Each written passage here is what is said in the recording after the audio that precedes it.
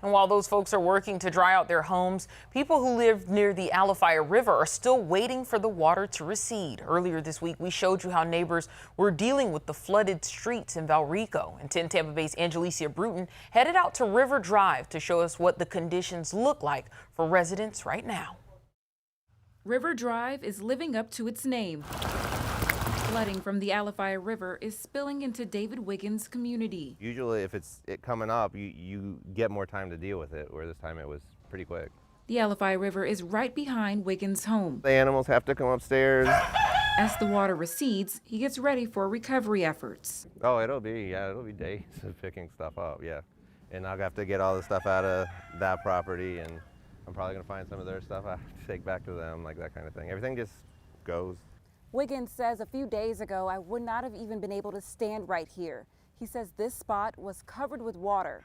The water's starting to go down, but neighbors say it's been a headache, while Tampa Bay Water says it's been a relief. We've been able to harvest about 200 million gallons a day to put in the reservoir, and we're still treating another 80 million at our surface water plant.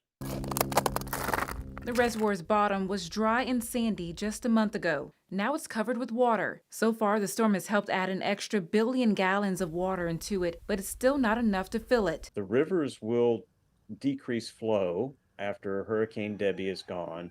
So we're going to need regular summer rainfall, perhaps some other tropical rain, hopefully no winds, but good sustained rain through the summer to get as much in the reservoir as possible. Despite getting several inches of rain, Tampa Bay Water says there's still a water shortage. At the end of July, we were still at a deficit of 3 inches.